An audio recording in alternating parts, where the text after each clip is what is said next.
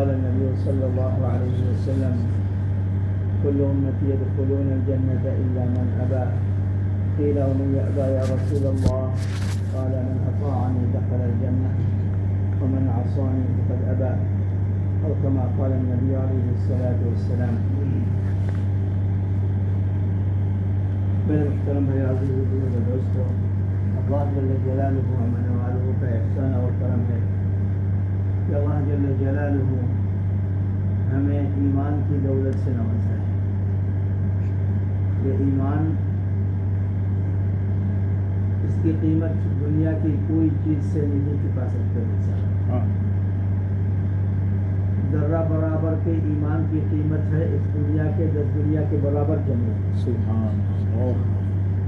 اس وجہ سے یہ جو دولت اللہ نے ہمیں دیا ہے، حقیقت میں ہم سارے مسلمان کے گھر میں پیدا ہو گئے، اسی وجہ سے ایمان کی دولت مل گئی. کسی کو محنت کرنے کی ضرورت نہیں پڑی. تو ایمان کی قیمت، ایمان کی اہمیت پوچھو ان سے جو پہلے دوسرے قوم میں تھے، اس کے بعد اس کو ایمان لانے کی ضرورت پڑی اور کتنی قربانی کے ساتھ وہ دنیا میں رہے. صحابہ کرام رضی اللہ عنہم اجمعین تو سب ہی پہلے ایمان پر نہیں تھے نا، سب ہی جو ہے پہلے جو زندگی گزر رہے تھے اسی کے اوپر تھے، یعنی شرک کی زندگی کے اوپر. سب کے سب جو ہے اپنے دین کو تبدیل کر کے پھر مسلمان ہوئے. ایسے کوئی صحابی ہے مکہ والے بالخصوص جو ایمان لایا اور اس کے اوپر مکہ والوں نے، مکہ کے مشرکین نے ان کے اوپر جو ہے جتنے ہو سکے ظلم نہیں کیا ہے؟ ایسے کوئی ہے؟ جبکہ رسول اللہ صلی اللہ علیہ وسلم کو ہی چھوڑے نہیں، بلکہ رسول اللہ صلی اللہ علیہ وسلم نے فرمایا اودیت فی اللہ ولم یؤذ احد غیری. تمام انبیاء علیہ السلام کو ان کے قوم نے جو ہے تکلیفیں دی ہے، لیکن رسول اللہ صلی اللہ علیہ وسلم فرمایا کہ مجھے میرے قوم نے جتنی تکلیفیں دی ہے دنیا میں کسی کو اور کی تکلیف نہیں دی. بھائی ایمان کی حقیقت میں ایسی چیز ہے جو مفت میں ملنے والے نہیں ہے. اس کو حاصل کیا جا سکتا ہے قربانی کے ساتھ، اور جبکہ ہم نے تو قربانی کے ساتھ حاصل نہیں کیا، اسی وجہ سے اس کی قیمت ہمارے پاس نہیں. تو میرے بھائی کو دوستو، نماز سے پہلے ہی بات کر رہے تھے کہ ایمان کے بارے میں کہ بھئی ایمان، اللہ کے رسول صلی اللہ علیہ وسلم نے فرمایا الایمان یزید و ینقص. ایمان بڑھتا بھی ہے گھٹتا بھی ہے. ایمان بڑھتا بھی ہے گھٹتا بھی ہے. اب سوال ہوگا کہ یہ کیسی بات ہے، بھائی ایمان بڑھتا گھٹتا کیسا ہے؟ ہم ذرا غور کریں کہ بھائی جب ہم دین کی باتیں سنتے ہیں تو ہمارا ایمان ایسا لگتا ہے کہ اصل میں دنیا میں جو کچھ کر رہے ہیں ہم سب غلط کر رہے ہیں. یہ کس کا تقاضا ہے کہ ایمان آگے بڑھ رہا ہے. اور جب دنیا کی فکر میں ہوتے ہیں، دنیا کی محنت کرتے ہیں، تو کیا لگتا ہے کہ بھائی دنیا ہی سب کچھ ہے اور کچھ نہیں ہے. اس وقت ایمان کی کوئی بات یاد ہی نہیں ہوگی. یہاں تک کہ بسا اوقات تو ایسا ہو جاتا ہے کہ حرام کام کرنا پڑے تو ہمارا ایمان اتنا کمزور ہے کہ اس حرام کام سے بھی ہمارا ایمان جو ہے رک نہیں سکتا، تو ہمارا ایمان کمزور ہے. ہاں، تو ایمان کمزور، اس ایمان کو کیا کرنا ہے بھائی؟ آگے بڑھانا ہے. ایمان کو طاقتور بڑھانا ہے. ایمان کو طاقتور بڑھانے کے لیے، کرنے کے لیے کیا چاہیے کہ ایمان کا مذاکرہ ہر ہمیشہ ہوتا ہے. ایمان کا مذاکرہ ہر ہمیشہ ہونا چاہیے. صحابہ کرام میں بہت ہے حنظلہ رضی اللہ عنہ کے نام سنے ہوں گے سب. حنظلہ رضی اللہ عنہ بہت بڑے ایک صحابی تھے. حنظلہ رضی اللہ عنہ رسول اللہ صلی اللہ علیہ وسلم کے مجلس سے ان کے گھر چلے آئے. گھر آنے کے بعد رسول اللہ صلی اللہ علیہ وسلم کی بیان جب سنتے تھے تو میں کیسا لگتا تھا کہ جنت ہمارے سامنے ہے, جہنم ہمارے سامنے ہے, مطلب ایمان آگے بڑھتا ہے. گھر آئے, بیوی بچے سے ملے, دنیا کے کاروبار میں لگ گئے, تو وہ ساری چیزیں جو ہے ابھی جنت بھی سامنے نہیں ہے, جہنم بھی سامنے نہیں ہے. کیا مطلب ایمان گھٹ گیا ہے. تو انہوں نے سوچا کہ یہ تو منافق ہے, یہ تو منافق کی حالت ہے. تو انہوں نے خود کو کہہ کے ارے حنظلہ تو منافق ہو گیا. یہ کہہ کے گھر سے نکلے, بڑے بڑے صحابی سے ملے, ابو بکر سے ملے, عمر سے ملے, سارے جو ہے نا ایک ہاں ہماری حالت تو ایسا ہی ہے. دوبارہ گئے, رسول اللہ صلی اللہ علیہ وسلم سے یہ مذاکرہ کیا. رسول اللہ صلی اللہ علیہ وسلم نے فرمایا کہ نہیں, یہ ایمان کی حالت ہے کہ کبھی کبھی کبھی بڑھتا ہے, کبھی گھٹتا ہے. اگر تمہاری حالات ایسے ہوتی کہ ہمارے یہاں سامنے بیٹھے ہوئے جیسے, تو فرشتے تمہارے ساتھ ملاقات کرتے ہر جگہ. تو ایمان کی حالت اگر ویسے ہی ہے تو فرشتے بھی ملاقات کرنے لگیں گے. میرے بھائی بزرگ دوستوں, کہنے کا مطلب ہے کہ ایمان بڑھتا بھی ہے, گھٹتا بھی ہے. ہم کیا چاہتے ہیں کہ ہمارے ایمان آگے بڑھے یا گھٹ جائے؟ آگے بڑھے. آگے بڑھنے کے لیے, آگے بڑھانے کے لیے کیا چاہیے بھائی؟ وہی ایمان کو آگے بڑھانے کی محنت. ایمان کو آگے بڑھانے کی محنت کیا ہے؟ ایمان کو آگے بڑھانے کی محنت وہی کہ اللہ کے رسول صلی اللہ علیہ وسلم کو جو چیزیں دے کے اللہ نے بھیجا ہے, جو احکامات دے کے بھیجا ہے. سب سے پہلا حکم کیا ہے بھائی؟ نماز. سب سے پہلا حکم نماز. تو اس نماز کو جو ہے سب سے پہلا حکم, اور دین کا ستون بھی ہے. بھائی ستون کے بغیر گھر ٹکتا ہے؟ گھر کھڑا ہوتا ہے؟ نہیں. گھر اگر بنانا ہے, ستون جاتے ہیں نا, جو کوٹی ہوتے ہیں, کھمبا ہوتے ہیں, اس کے بغیر گھر ہوتا ہے؟ نہیں ہوتا. بالخصوص خیمہ کو لے لیجیے.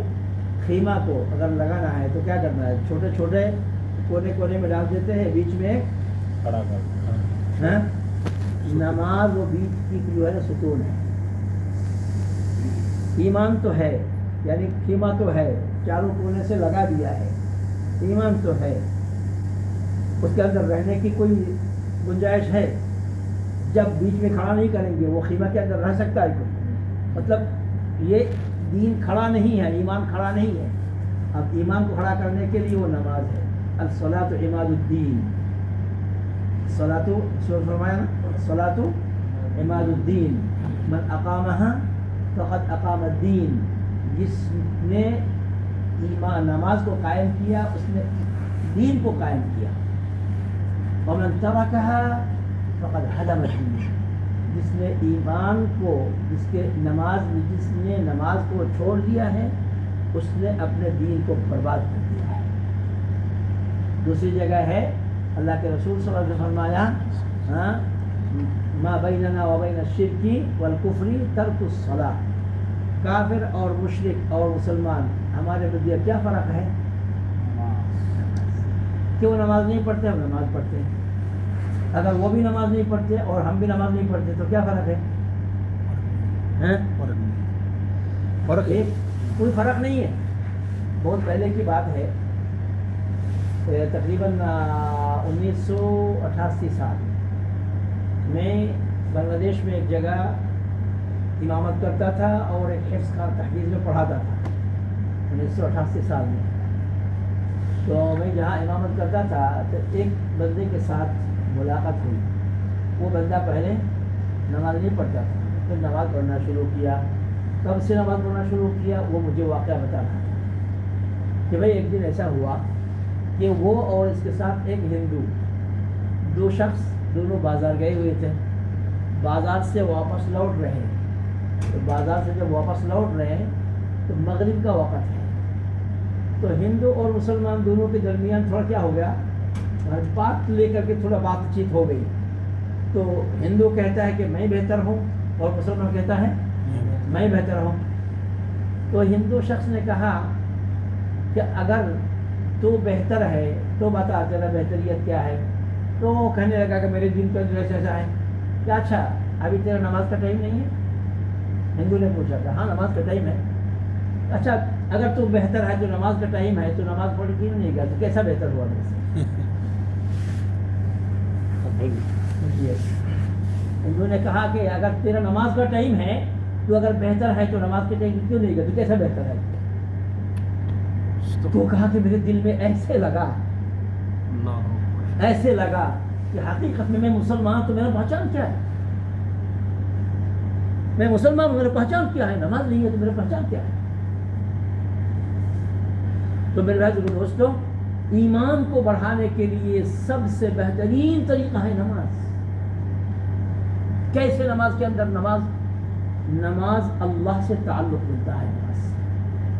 نماز سے، کیونکہ نماز کے اندر سب سے بڑی ایک صفت ہے خشوع. اللہ نے قرآن میں فرمایا قد افلح المؤمنون الذین هم فی صلاتهم خاشعون. قد افلح المؤمنون الذین هم فی صلاتهم خاشعون. وہ مومن کامیاب ہے. ہر مومن کامیاب نہیں، وہ مومن کامیاب ہے جو نماز کے اندر خشوع کے ساتھ نماز ادا کرے. اب رہی بات نماز کے اندر خشوع کیا ہے. نماز کے اندر خشوع کیا ہے؟ کہ نماز کے اندر خشوع ہے بھائی دو چیز ہے. ایک ہے خشوع، ایک ہے خضوع. ایک ہے خشوع، ایک ہے خضوع. تو کہتے ہیں نا خشوع خضوع کے ساتھ، بولتے ہیں خشوع خضوع کے ساتھ نماز ادا کرو. خشوع خضوع کے ساتھ، ایک ہے خشوع، ایک ہے خضوع. خشوع کہتے ہیں دل کا رجحان اللہ کی طرف. خشوع کہتے ہیں دل کا تعلق اللہ کے ساتھ. نماز کے اندر دل کا تعلق کس کے ساتھ ہونا چاہیے؟ اللہ کے سوا دنیا کی کوئی چیز دل کے اندر داخل نہ ہو پائے. یہ ہے خشوع. اگر نماز کے اندر ہماری نماز جیسے کہ نماز کے اندر ساری دنیا کے حساب ملاتے ہیں، یہ نماز کی نماز، کیونکہ خشوع نماز کی روح ہے. خشوع نماز کی روح. جیسے کہ انسان کے اندر روح ہے، روح نکل جائے تو انسان کیا ہے؟ مردہ ہے نا. تو نماز بغیر خشوع کے نماز بھی مردہ ہے. بغیر خشوع کے نماز بھی مردہ ہے. نماز کی خشوع کی دو صورت، ایک ہے داخلی صورت اس کا نام خشوع ہے، ایک ہے باہر کی صورت جس کا نام خضوع ہے. خشوع کی دوسری صورت کیا ہے؟ خضوع. دوسری باہر کی صورت کیا مطلب؟ کہ نماز کے اندر انسان اللہ اکبر کہہ کے کھڑے ہو جائے اور کوئی حرکت نہ کرے. وہ حرکت جو نماز کے اندر کی حرکت ہے اس حرکت کے بغیر کوئی دوسری حرکت نہ کرے، اس کا نام ہے خضوع. نماز کے اندر کیا حرکت ہے؟ پہلے ہاتھ اللہ اکبر، ہاتھ باندھ دیا. اب دعا پڑھنی ہے، سورتیں پڑھنی ہے، اس کے لیے جو حرکات کرنی ہے حرکات کرنی ہے. اس کے بغیر ٹوپی ٹھیک کیا، رومال ٹھیک کیا، کپڑا ٹھیک کیا، یہ سارے حرکات کیا ہے؟ نماز کے اندر کی حرکت ہے. اس حرکات سے باز ہونا یہ خشوع کی ایک علامت ہے. یہ خشوع کی ظاہری علامت ہے. خشوع کی ایک بندہ نماز پڑھ رہا تھا صحابہ کرام میں سے، وہ داڑھی لے کے کھیل رہا تھا. تو بات ہے کہ یہ بندہ نماز نہیں پڑھا، کیونکہ داڑھی لے کے کھیلنا یہ نماز کی حرکات میں نہیں، نماز کی صفت میں نہیں ہے. ہماری حالت کیا ہوتی ہے؟ ذرا ہر ایک سوچے اپنی حالت. بہرحال نماز کو خشوع کے ساتھ ادا کرنا، خشوع دل کا رجحان اللہ کی طرف، باہر کی حرکات کو بالکل ایسے جیسے صحابہ کرام رضی اللہ عنہم اجمعین نماز میں کھڑے ہو جاتے، ایسے گویا کہ کوئی لکڑی کو گاڑ دیا گیا ہے. تو وہ نماز پڑھ رہے تھے صحرا میں، تو پرندے آ کے اس کے سر کے اوپر بیٹھ جاتے تھے، ان کو خبر نہیں ہوتی تھی. اور پرندے بھی یہی سمجھتے تھے کہ یہ کوئی درخت ہے. یعنی کیسی حالت ہو، کیسا سکون ہو. تو پرندے بھی سوچتے ہو کہ یہ ہے خشوع کی حالت. تو نماز خشوع کے بغیر مکمل نہیں. اچھا نماز فائدہ مند ہونے کے لیے نماز عماد الدین، اس کو عماد الدین بنانے کے لیے دوسری شرط ہے نماز کی حفاظت. دوسری شرط ہے اللہ نے دوسری وہی آگے جل کے اللہ فرمایا والذین هم علی صلواتہم یحافظون. وہ مومن کامیاب ہے جو نمازوں کی حفاظت کرتا ہو. دوسری صفت ہے نماز کی کیا ہے؟ حفاظت کرنا. نماز کی حفاظت کیا ہے؟ سب سے پہلی حفاظت تو ہے نماز کے شروط کو پورا کیا جائے. شروط یعنی نماز سے پہلے جو شرط ہے، وضو کرنا، وقت کے اوپر نماز پڑھنا، بدن کا پاک ہونا، کپڑے کا پاک صاف ہونا، قبلے کی طرف ہونا، وقت کے مطابق نماز پڑھنا، یہ سارے شروط ہے نا. یہ ساری چیزیں موجود ہو، یہ ایک حفاظت ہے. نماز جب کھڑے ہو گئے اللہ اکبر، یہ تکبیر تحریمہ سے کیا ہے؟ یہ فرض ہے، رکن ہے نا. اللہ اکبر رکن شروع ہو گیا. اب نماز کے اندر مسائل ہیں، کچھ ہے رکن فرض، کچھ ہے واجب، کچھ ہے سنت، کچھ ہے مستحب، کچھ ہے ایسے جو نہیں کرنا چاہیے، حرام ہے. جو رکن ہے اس کو پورا کرنا، جو واجب ہے اس کو پورا کرنا، جو سنت ہے اس کو پورا کرنا، جو مستحب ہے اس کو پورا کرنا، جن چیزوں کو نہیں کرنا اس کو چھوڑنا. یہ ساری چیزوں سے نماز کو حفاظت کرنا، یہ دوسری حفاظت ہے. وقت کے مطابق نماز پڑھنا، پہلے شروط وہ وضو وغیرہ کرنا پاک صاف، وقت کے مطابق نماز پڑھنا. اس کے بعد نماز کے اندر جتنے مسائل ہیں سارے مسائل کو درستگی کے ساتھ ادا کرنا، یہ نماز کی دوسری حفاظت ہے. نماز کی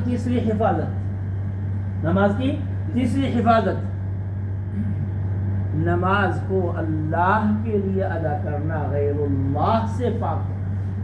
ریاکاری نہیں ہونا چاہیے، دیکھا دیکھی نماز نہیں پڑھنا چاہیے. اور اس کے بعد جا کے کسی سے بھائی نماز پڑھنے والا ہوں فخر نہیں کرنا چاہیے. یہ نماز کی حفاظت. اور اس کو قبر تک لے کے جانا چاہیے. اس کے بعد نماز ادا کیا، ایسی بات نہیں ہونا چاہیے جو کفریہ ہے، ایسا کام نہیں ہونا چاہیے جو شرکیہ ہے، کیونکہ کفر اور شرک سارے اعمال کو برباد کر دیتے ہیں.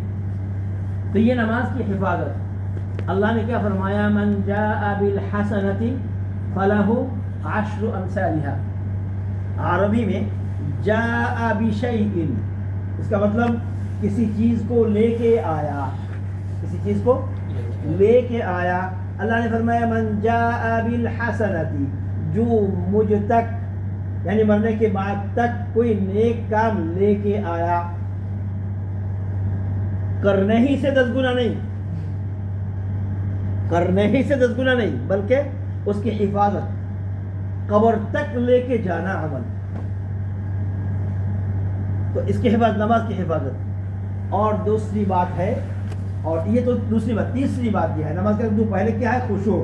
دوسری بات کیا ہے؟ حفاظت. تیسری بات ہے مداومت. ہمیشہ نماز پڑھتے رہنا. فجر بھی پڑھا تو ظہر بھی ہونا چاہیے، ظہر پڑھا عصر بھی ہونا چاہیے، عصر پڑھا مغرب بھی ہونا چاہیے، مغرب پڑھا عشاء بھی ہونا چاہیے.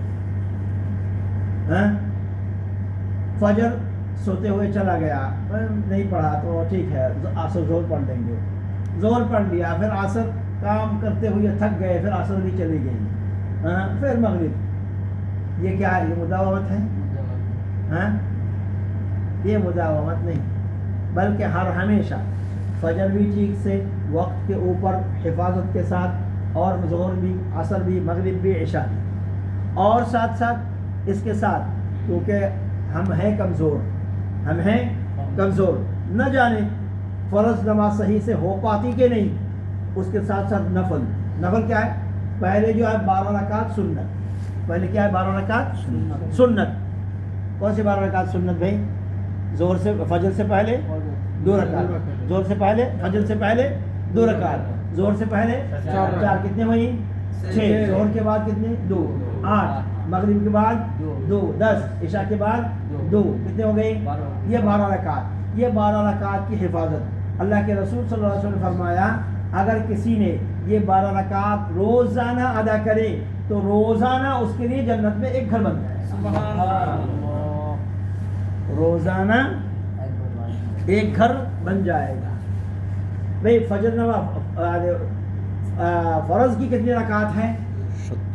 فرض کی کتنی رکعت ہیں؟ 17 رکعت ہے نا. فجر کی 2, ظہر کی 4, کتنے ہوئی؟ 6, عصر کی 4, کتنے ہوئی؟ 10, مغرب کی 3, کتنا ہوا؟ 13, اور عشاء کی 4, 17. اور بھئی یہ وتر کہا گیا نہ سنت میں ہے نہ فرض میں ہے, وہ کیا ہے بھئی؟ واجب ہے. اس کو ملا کے فرض کے ساتھ 20 ہو گیا. 20 اور 12 کتنا ہو گیا؟ 32. روزانہ 32 رکعت نماز یہ تو ہر مسلمان کو کرنا ہی چاہیے, نفل چھوڑ کے. اچھا, روزانہ اگر بندہ یہ 32 رکعت نماز پڑھے تو 32 رکعت نماز کے اندر 32 مرتبہ تو سورہ فاتحہ پڑھنا چاہیے نا. 32 مرتبہ سورہ فاتحہ پڑھنا چاہیے نا. تو فاتحہ میں کیا پڑھتے ہیں؟ الحمدللہ رب العالمین پڑھتے نا. یہ رب کا ذکر ہے نا. الحمدللہ, تمام تعریفیں اللہ کے لیے. کم سے کم 32 مرتبہ تو ہو رہا ہے. الحمدللہ الحمدللہ 32 مرتبہ ہو رہا ہے. رب العالمین رب العالمین رب العالمین 32 مرتبہ ہو رہا ہے. الرحمن الرحیم الرحمن الرحیم الرحمن الرحیم الرحمن الرحیم 32 مرتبہ ہو رہا ہے. ساتھ بسم اللہ الرحمن الرحیم بھی. ایسے کر کے اللہ کا ذکر نماز کے اندر شامل ہے کہ نہیں؟ اللہ کا ذکر نماز کے اندر شامل ہے. حمد و ثنا شامل ہے کہ نہیں؟ اللہ اکبر. پھر کیا کہتے ہیں؟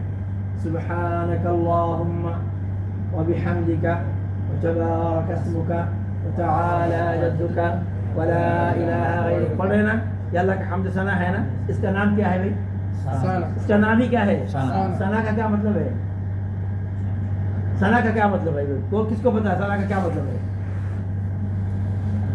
ثنا اللہ کی تعریف ہے, اللہ کی بڑائی اور تعریف. ثنا کیا مطلب؟ سبحانک اللہم, سبحانک اللہ. اس کی پوری عبارت ایسی ہے سبحتک سبحانک. سبحت, اے میرے پروردگار میں تیری پاکی بیان کرتا ہوں, تو پاک ہے, صاف ہے, تمام نقصان و عیوب سے بالکل پاک بالا تر. سبحان. دیکھیے ٹائم کم ہے, بات آ جاتی ہے. یوسف علیہ السلام, یوسف علیہ السلام جب حاکم بنے, جب یعنی ان کو کیا بنایا تھا بھائی؟ وزیر المالیہ. ان کو بنایا تھا وزیر مالیہ, مطلب جو ہے مصر کے تمام مال دولت کے جو ہے وزیر تھے, وہ یوسف علیہ السلام تھے. یوسف علیہ السلام کی ذمہ داری جب 7 سالی میں کیا لوگوں کو کھانا بانٹ رہے تھے, تو ایک بندہ آیا کچھ مانگنے کے لیے. یوسف علیہ السلام نے فرمایا جیسے سب کو دیتے ویسے دے دیا, سب کو دے رہے اس کو بھی دیجیے.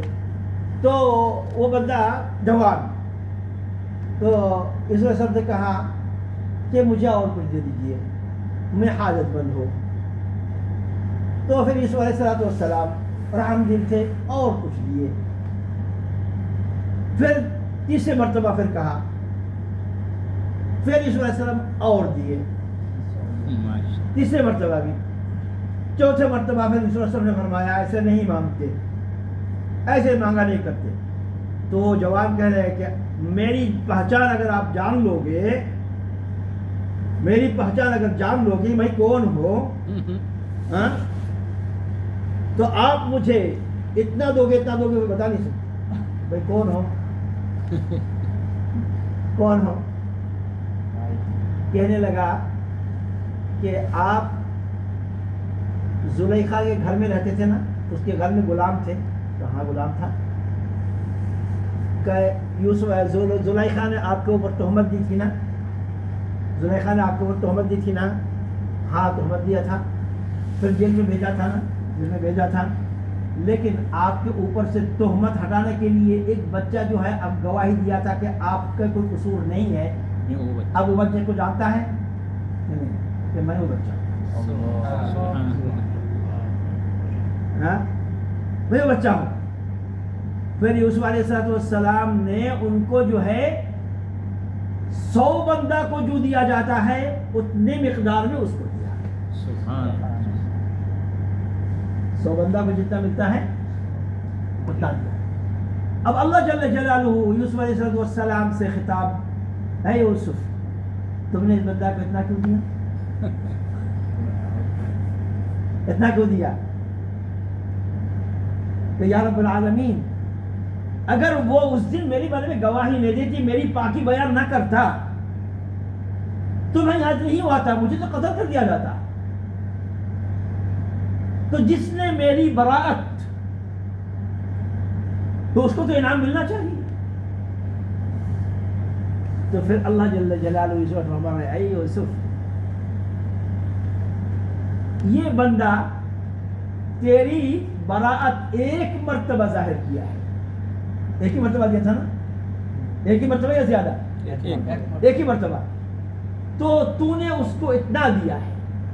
اچھا بتا، اگر میرا کوئی بندہ میری طرف میرے لیے روزانہ 100 مرتبہ پاکی بیان کرے، میں اس بندے کو کتنا دوں گا؟ سبحان اللہ. تو روزانہ ہم نماز کے اندر کیا پڑھتے بھائی؟ سبحانک اللہم، اے اللہ تو پاک ہے، صاف ہے، بے گناہ ہے، بے نیاز ہے تمام عیوب سے، تمام نقصان سے. اچھا بتائے تو اللہ کس قدر خوش ہوتے ہیں بندے کے اوپر. صرف ایک مرتبہ. پھر رکوع میں جا کے کم سے کم 3 مرتبہ کیا پڑھتے ہیں؟ سبحان ربی العظیم، سبحان ربی العظیم، سبحان ربی العظیم. پھر رکوع میں جا کے سجدہ میں جا کے کم سے کم 3. بھائی یہ تو کم سے کم 3. زیادہ پڑھنا چاہیے.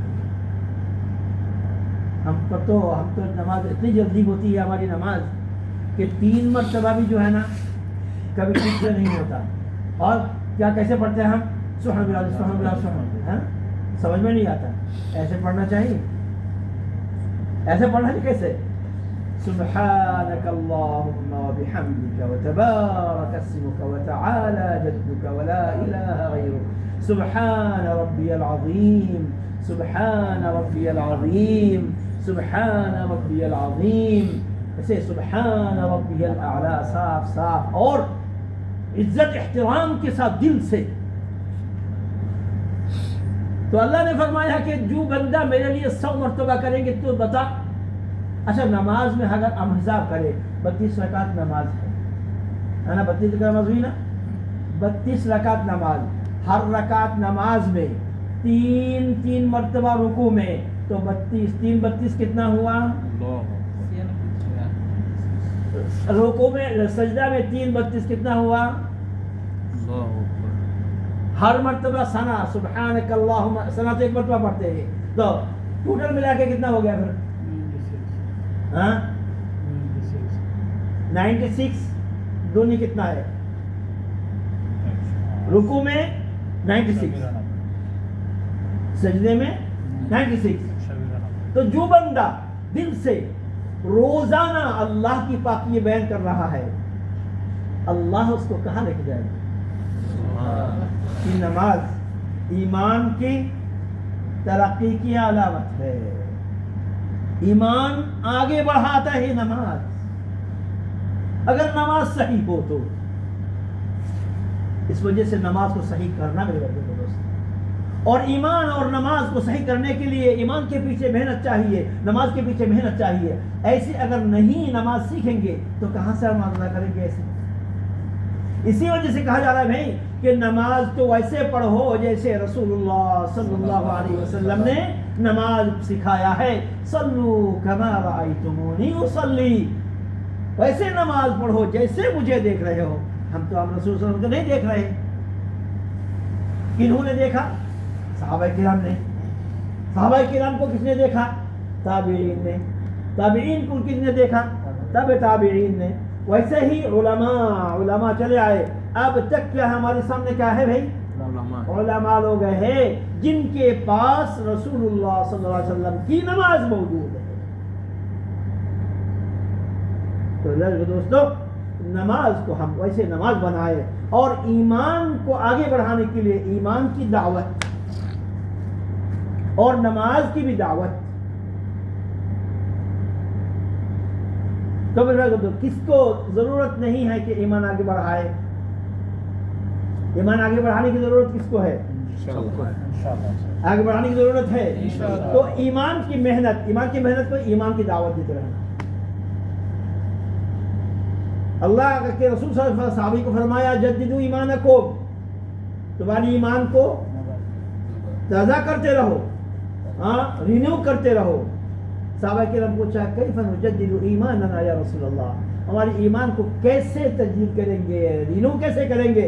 फरमाया, अक्सिरू मिन क़ौली ला इलाहा इल्लल्लाह, ला इलाहा इल्लल्लाह पढ़ते रहो और उसकी कौल, उसकी बोलते रहो। एक तो है पढ़ना ला इलाहा इल्लल्लाह, और ला इलाहा इल्लल्लाह की बोल क्या है कि इसकी दावत लोगों तक पहुंचाओ। यही फनुजद्दिदु ईमानना, तो अक्सिरू मिन क़ौली ला इलाहा इल्लल्लाह, ला इलाहा इल्लल्लाह को खुद भी पढ़ते रहो और लोगों को बताते रहो। ये कलिमा की दावत, ये कलिमा की दावत। तो कलिमा, ईमान को आगे बढ़ाने के लिए ज़्यादा से ज़्यादा कलिमा पढ़ना, उसके साथ नमाज सही तरीके से अदा करना, कलिमा की दावत देना, ये नमाज की दावत देना, नमाज को कायम करना, नमाज को कायम करना, खुद अदा करना नहीं, नमाज को कायम करना। नमाज के रूम के जितने साथी हैं सबको लेके जमात के साथ नमाज अदा करने की कोशिश करना, करेंगे ना भाई इंशाअल्लाह। तो ये ईमान सीखने के लिए वक़्त चाहिए नहीं चाहिए? अगर वक़्त नहीं है तो कैसे, कहाँ से सीखेंगे?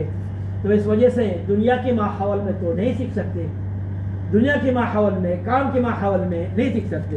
इस वजह से कहा जाता है भाई कि दुनिया के माहौल से निकल करके मस्जिद के माहौल में आकर के अपने वक़्त को दुनिया के काम से फारिग करके उस वक़्त को ले करके अल्लाह के रास्ते में निकल करके इस मेहनत को सीखना, उसके बाद सारी ज़िंदगी करते रहना। तो इंशाअल्लाह कौन तैयार है इंशाअल्लाह ऐसे काम सीखेंगे और पूरी ज़िंदगी करते रहेंगे इंशाअल्लाह। हाँ, चले भाई इंशाअल्लाह, बताए कौन तैयार है इंशाअल्लाह?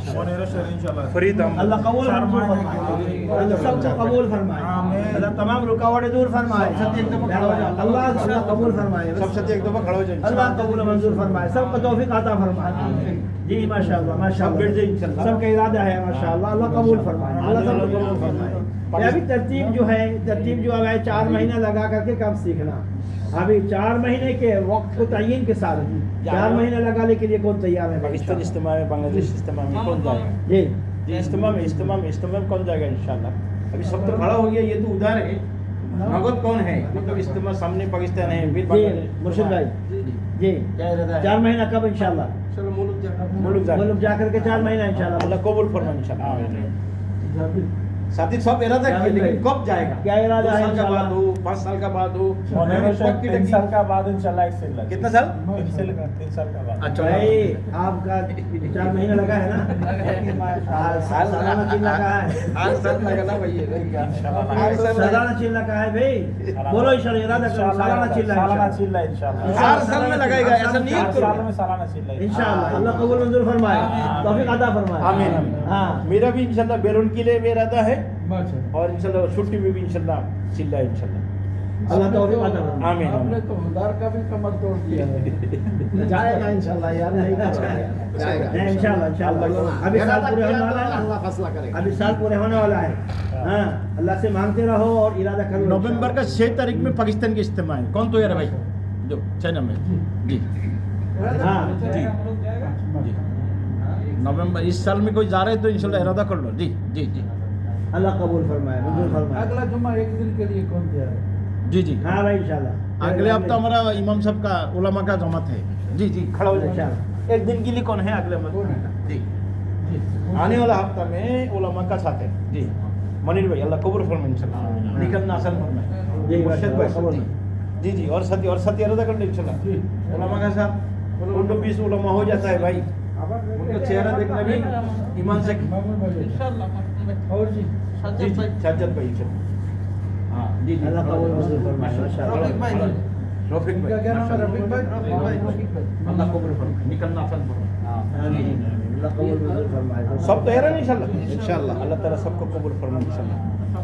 ठीक है आपके इधर माशाल्लाह हम लोग आया था, जैसे मेहनत करना था ऐसे हमसे नहीं हुआ, तो आपका वो जो गाना आपका डायरेक्ट में हमने इस्तेमाल किया, तो सबका तरफ से माफ़ी मांगता हूँ। ठीक है हज़रत, हम सबको माफ़ कर दो और हम सब के लिए दुआ करो, हम सब इंशाल्लाह मौत तक लगे रहने के लिए इंशाल्लाह दुआ करो।